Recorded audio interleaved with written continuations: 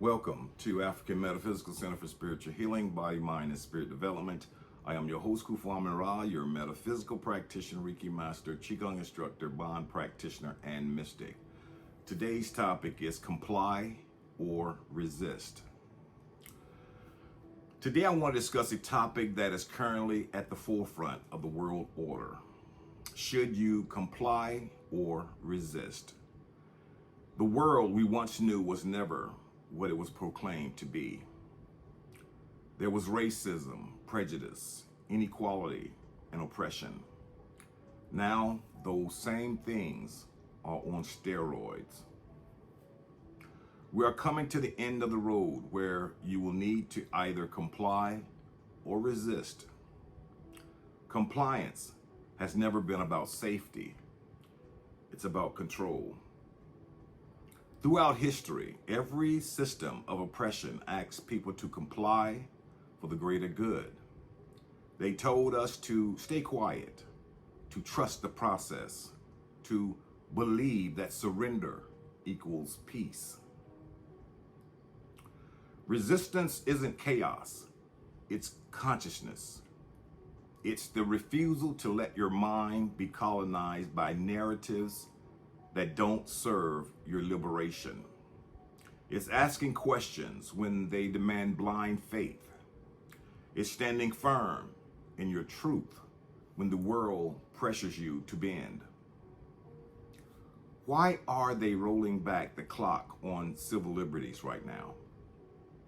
Let's be clear about what's happening. We're witnessing a systematic dismantling of our rights that people fought and died for. Voting rights under attack and gutted. Bodily autonomy stripped away. Freedom of speech being redefined. Privacy becoming a relic.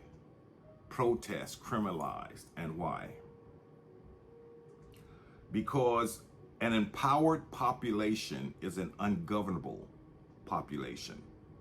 They're rolling back civil liberties because when people have rights, they have power. When people have power, they ask questions. When they ask questions, they demand accountability.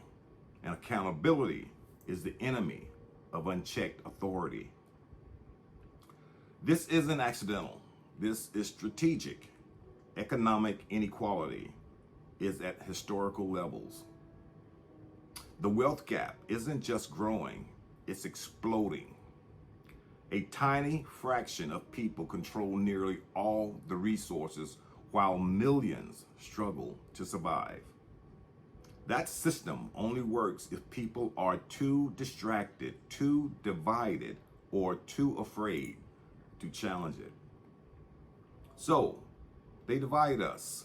They pit us against each other by race, by class, by politics, by religion. They flood us with fear. They overwhelm us with crisis. They exhaust us with survival mode. So we don't have the energy to organize, to resist, to reimagine a different world.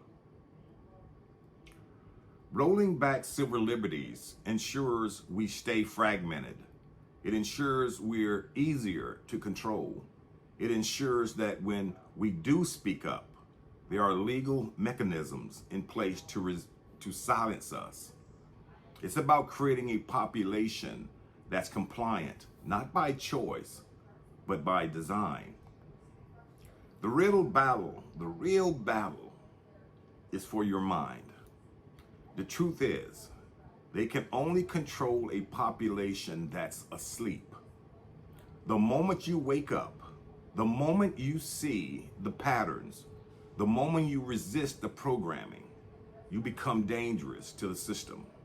Not because you're violent, but because you're awake.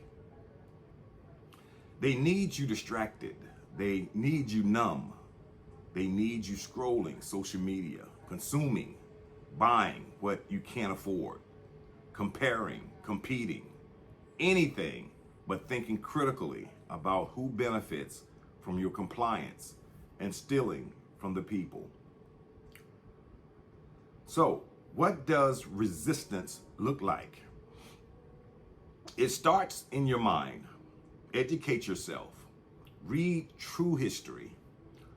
Understand how power operates. Recognize propaganda. Learn discernment. Question everything, especially the things you want to believe. It continues in your community. Build solidarity with like-minded people. Support each other. Organize locally. Create networks of mutual aid.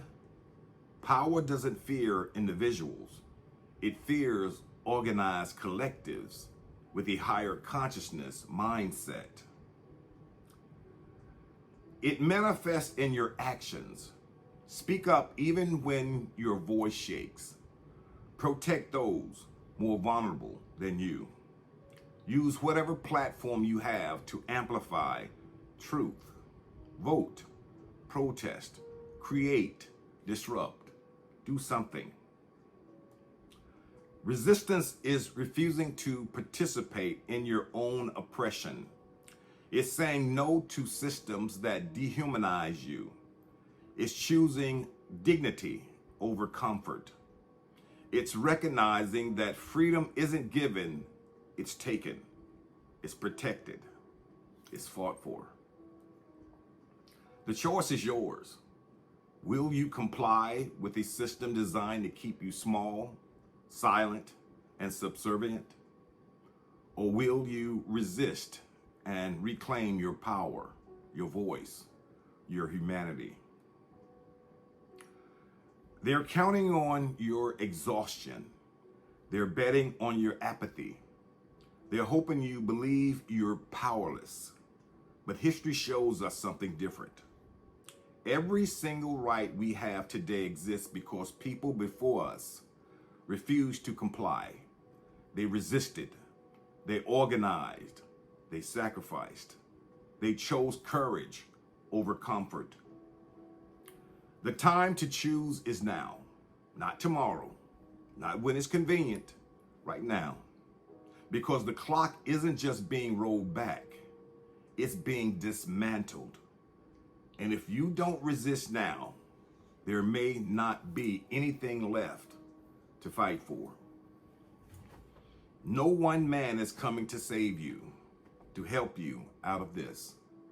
This must be a collective venture to show the universal one, the source, that we are ready as a collective people to do this. So, I ask you again, comply or resist? Your answer will determine not just your future, but the future of everyone who comes after you. So, choose wisely, choose bravely, choose resistance. Wake up and remember who you are. Ashe, ashe, ashe.